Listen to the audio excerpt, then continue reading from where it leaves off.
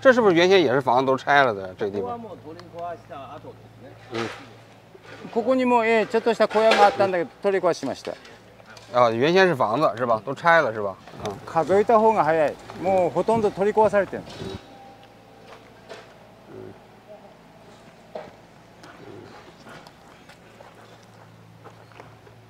哦，这是他家。对，这儿可能是。啊，这就是他家呀。トイレはその辺で済ましてください。大以外であれば、小便はその辺で。タッチションでお願いします。嗯。哦，这收拾还挺干净的。はい、どうぞ。お上がりください。哎，綺麗ですね。嗯。よし。嗯。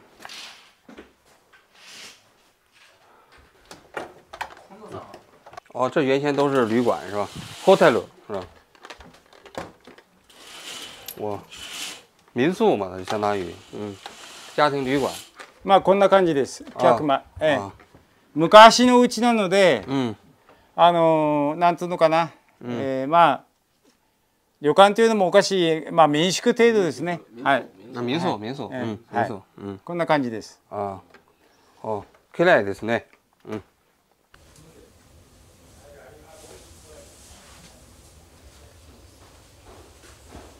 原先在开旅馆的时候，这住的人多吗？年間そうね、一番多い時で2000人年間。一年2000人。2000人次是吧？あ、事故当時だとまあ今車で走っちゃうので、そう泊まる人はずっと少なくなってきたんだけど、それでも事故の直前の年でそう500名ぐらい。じゃあ降ります。あ、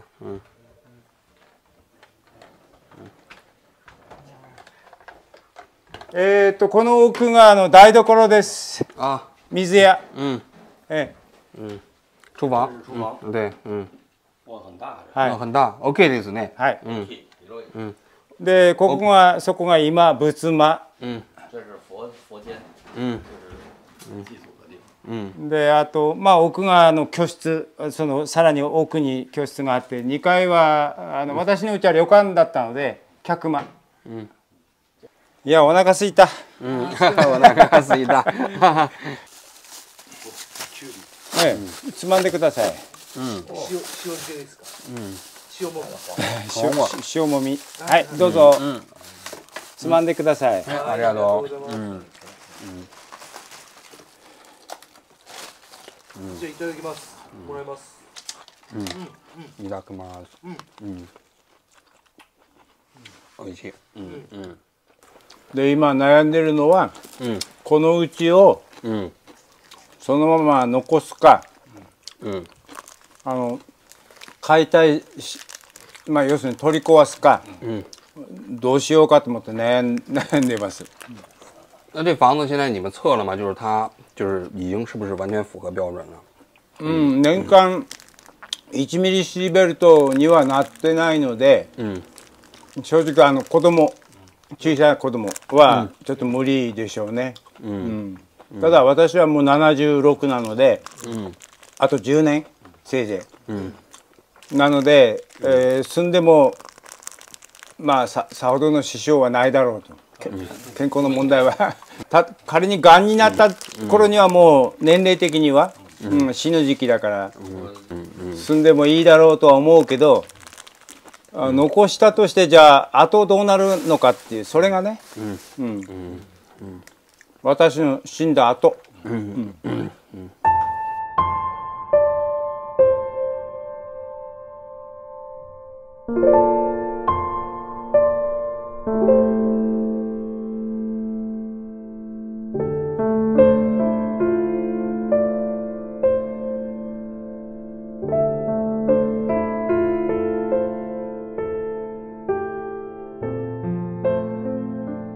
那你们打算什么时候搬回来？今のところはないと言っていいかな。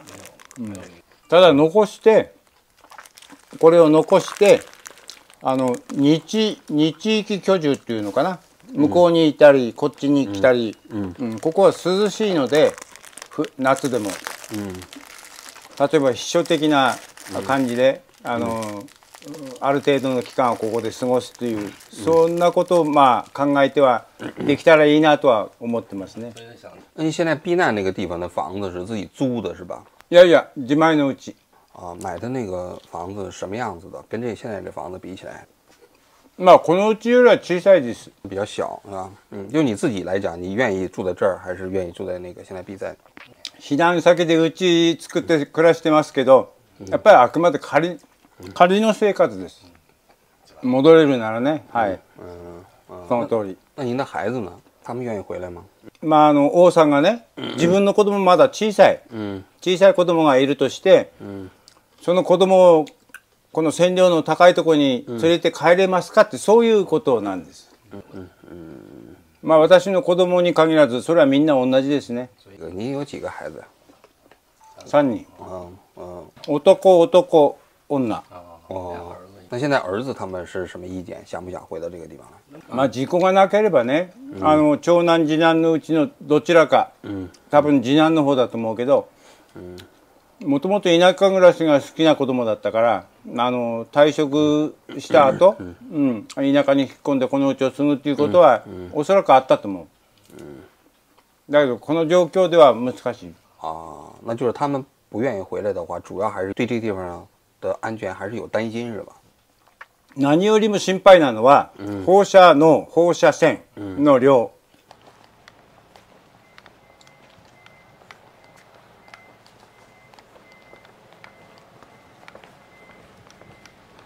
这是做什么的？这是？ここもうちがありましたけど取り壊されました。もう5年ぐらいになるかな。哦，就是拆了是他们自己要拆的，还是政府给他们拆的？そうです。もちろん持ち主の承諾了承がないと取り壊すわけにはいかないので、取り壊してほしいという要望を受けて国の方で取り壊した。これはね、ここの地域のスーパー。现在这是在拆呢是吗？取り壊しているんですね。今これから取り壊す。あ、まあ取り壊しの最中ですね。そこにあれフードセンター国分。あ。这个还有超市啊。だから食料品だとか日用雑貨だとか、まあ要するに地域のスーパーです。これは宴会場。啊，这是一个吃饭喝酒的地方。喝酒的地方。宴会場。これも取り壊します。这也要拆啊。这是解体中，就是这意思是吧？这个房子也是拆的吗？ここと同じ持ち主が同じなので。也要拆是吧？这拆完之后，他还是要建房子，还是说就这么拆了，他就不回来了？くどいようだけど、この地域はわずか 1.3% の中の地域です。ここは。で、将来が見えないがために、置いといても単に家が朽ちるだけなので、とりあえずは壊すと、そういう選択をしているっていうことです。这个家邻居。この家の人もいなくなったんですね。この人はね、相馬市の方に避難してる。你这个跟他有联系吗？他打算回来吗？帰ってこないね。もう年だし、もう私よりは10歳ぐらい上なので。哦，比他还大10岁是吧？这房子那玻璃都破了。もう多分取り壊しますよ。他们那个就没回来过吗？いや、ほとんど帰ってこないね。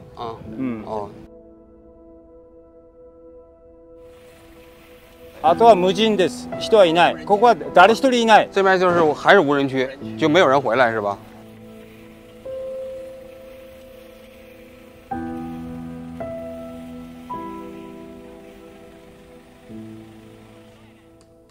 おそらくね、車運転できないと生活できないです。まず買い物ができない。銀行もない。あとはなんだ。病院もない。それからいわゆるいろんなその福祉的なサービスが行き届かない。何よりも隣近所が成り立ってない。那你们跟政府有反应吗？就是说，现在虽然可以回来了，但是实际上现在回到这个地方生活还是挺困难的。それはことあるごとに言ってます。要するに何度も言いますけど、この広い対馬という地域のわずか 1.6% のみですから、帰れるようにしたのは。残り 98% は、先ほど見ていただいたように手つかずの状態です。で、地域全域がね、帰れるようになって初めての地域社会というものが、成り立つわけで、その地域社会が成り立たないと、帰ってきても何にもできない。まあ、中国風に言うとその先人の生活ですね。那你们当时避難出去在別的地方租房買房，那政府有给你们補助吗？国からはないです。東京電力からの賠償、賠償金は出てます。簡単に言っちゃうと住む家だけは確保できます。基本的にはそういう賠償は一時的には出ます。例えば酪農してた牛が70頭いて、毎年いくらいくらの営業利益を上げてって、それは一時的に賠償がドーンと出ます。でそれで終わりです。那你们家这旅馆当时经营的，到后来他有给你补偿吗？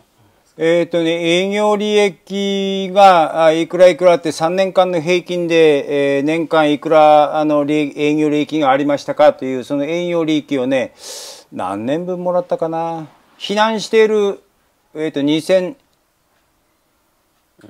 年間ぐらいですね。5年間ぐらいはもらいました。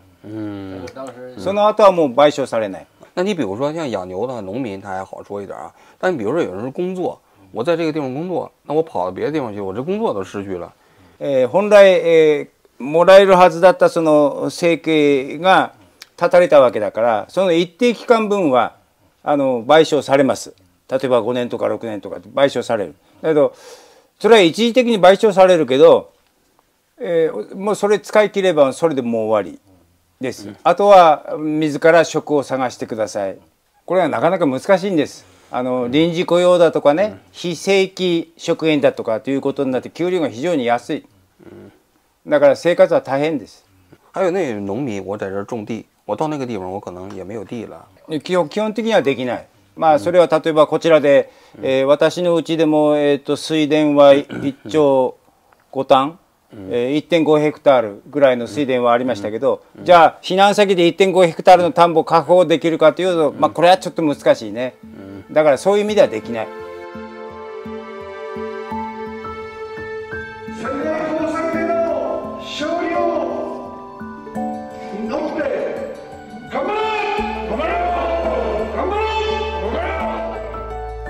今野秀則さんは引き続き原状回復を求めていくことを訴えました。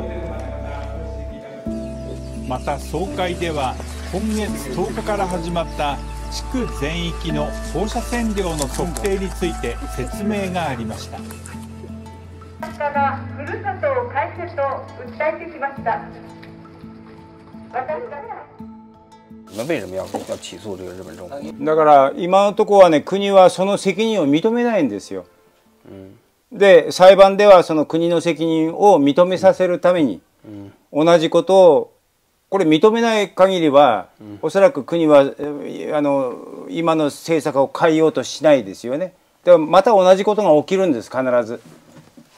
でそれは断じて許せない、少なくとも許せない。だから国の責任を真正面から問いただしてね、きちんとこの原発事故について国の責任でもってしかるべくその住民に対する、真摯な謝罪で、住民に対して将来的にこうだというふうな計画を示して、住民にこうきちんと説明をして心から謝るということがあるんならば、あるいは納得できないでもないんだけど、それが一切ない状況なんです、今の状況では。那你们现在起诉的诉求主要是什么呢？具体的来讲，具体的に言うと、この地域を全部除染しろということです。除染をして、要するに、事故以前と同様なきれいな環境にして私たちに返せ。まあそれ以外にももちろん避難生活を強いられたことによる、損害賠償は精神的な苦痛も含めて求めてはいますけど。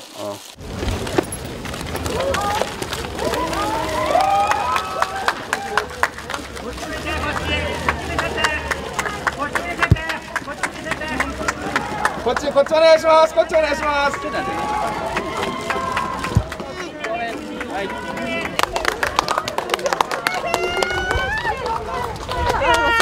た。ありがとうございます。皆さんのおかげです。ありがとうございます。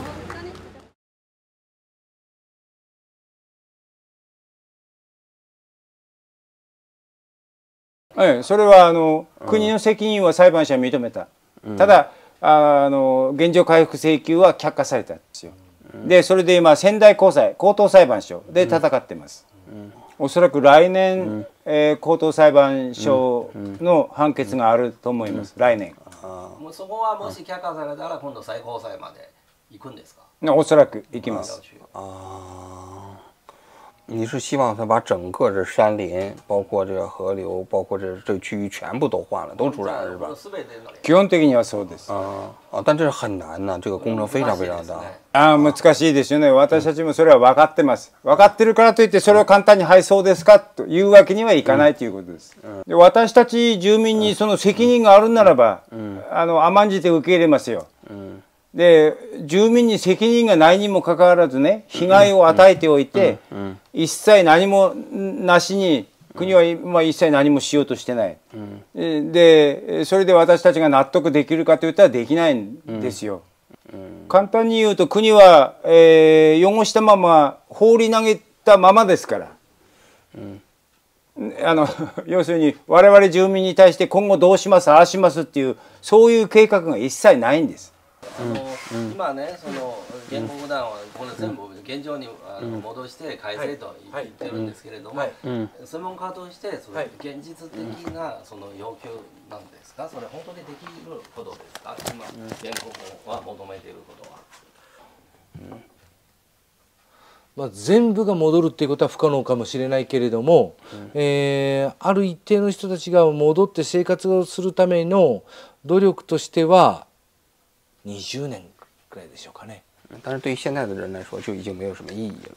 でも地域の方々と話をした、その結果で言うと、私たちがダメでも私たちの子供や孫が帰ってこられる場所を作ってほしいと、そういう願いがありました。650人、全世帯、この対馬地区で1500人当時いました。その1500人いた人たちの中の650人が原告として裁判を今しています。だから未成年者が入ってない650っていうのは 50% じゃないんですよ。実際は有権者を入れるの考えでいうと 70% 以上の人が入ってるんですよね。それがここの地区の総意、みんなの気持ちであると考えた場合、それに対する対応をする必要があると私は思っています。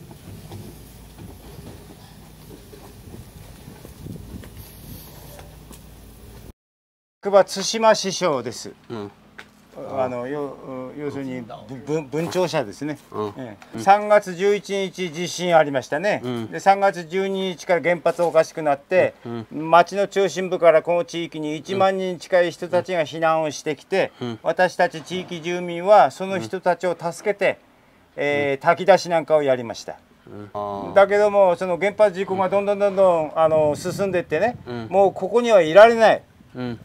というその会議をここで3月15日この2階に会議室あるんですけど、そこで町の災害対策本部会議3月の15日からその本部会議をやって、で町長が決断するんです。もうダメだと、町外に全町を挙げて避難しましょうと。一切の情報はないんですよ。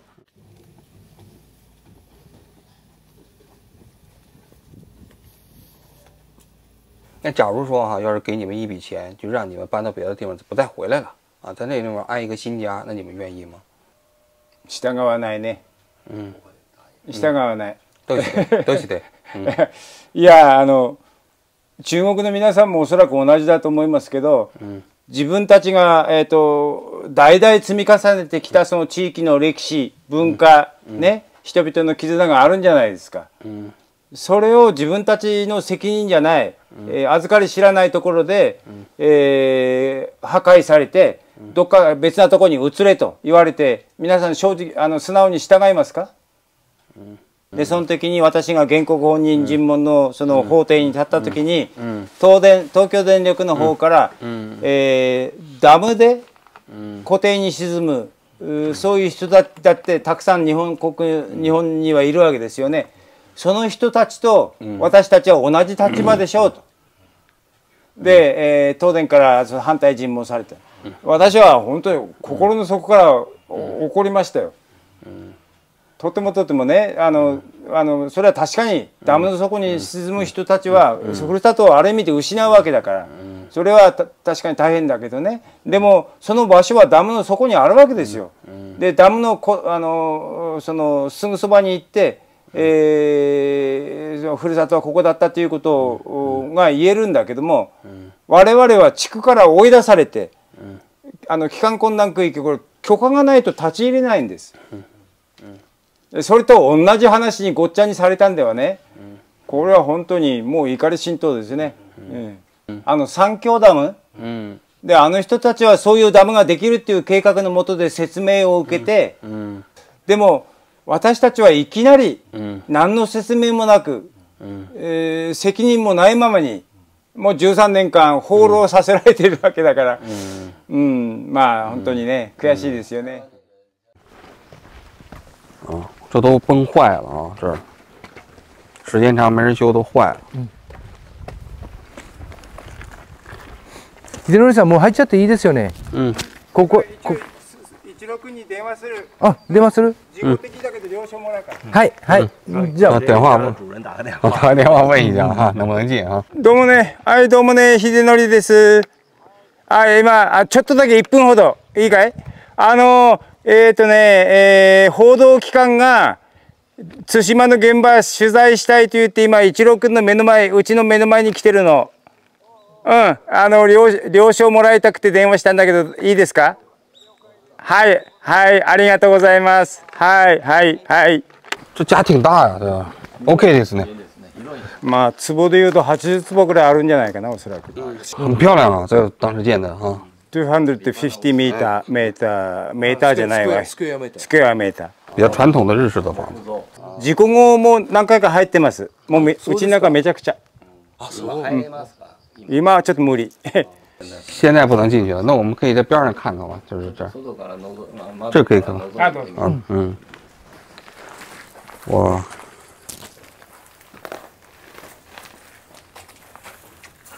这里面一片狼藉。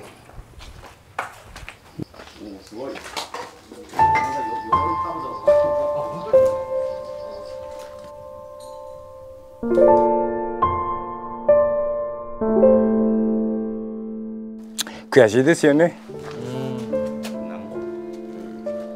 なんつって自分の城だから、うちは自分の城、一家団らんの場所、生活の本拠、それがこういう状態になってしまうわけでしょ。悔しいですよ。家等于都没有了。一生懸命頑張ってこれだけの生活をできるようになったところで原発事故で避難を強いられてるわけでしょ。だから本当悔しいと思う。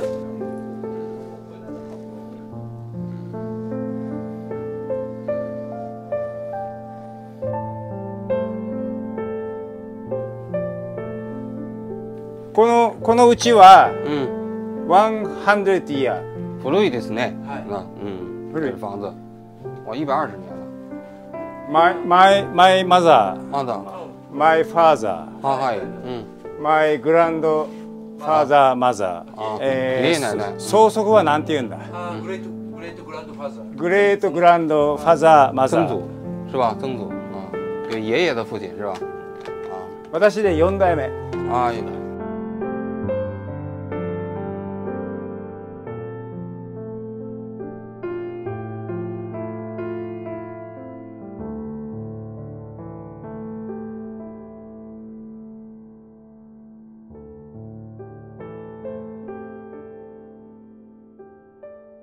まあ、基本的には毎月1回は帰ってました。でゴミがあったらば拾って、場合によっては掃除機持ってきて掃除して、だからまあ一応きれいにはなってる。幸いに獣に入られなかったから、イノシシだとかハクビシンだとか。其实这个地方也一时半会儿都回不来，那你为什么还要每个月都回来收拾一下这房子呢？我看很多人就走了就走了，他们就也都不回来了。你为啥要每个月要回来收拾一下这房子？まあ理由といってはなんでしょうけど、私4代目です。先ほど言ったように。でこのうちで育った曽祖父祖父曽祖父母祖父母かで私の父母で、それに連なるその家族の一切の記憶がここにはあるんですよね。で私自身がこのうちで生まれ育って、まあ、76まで今なってるけど、大半はこのうちで過ごしてるわけですよ。だからそういう記憶なり、あとは地域とのつながり、人々とのつながりもここには一切が残ってる。だからでなおかつ私は小さい頃からこのうち全部雑巾がけしましたので、例えばそういうのこういう板戸だとか障子だとかこう仏壇だとか柱も含めて全部、場合によっては天井まで含めて私自身が全部雑巾がけした。毎朝拭き掃除した。だからそのうちをまあ原発事故だからといってね放り出しておくわけにはやっぱりいかないんですよ、気持ち的には。だから、まあせめて1ヶ月に一遍ぐらいは帰ってきて動物に入られていないか、ちょっとゴミだらけになってないかとか、確認しながらできるだけその自己以前と同じような状況に、まあ保ちたいなって、そういう気持ちで、帰ってきています。今でもそうです。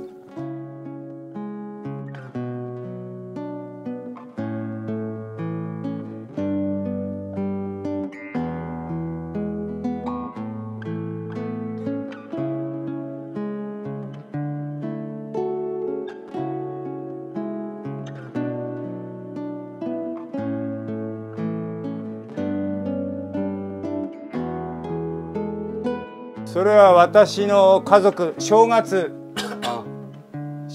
に撮った写真。左は私のいとこの、いとこじゃない、甥っ子か、甥っ子の結婚式。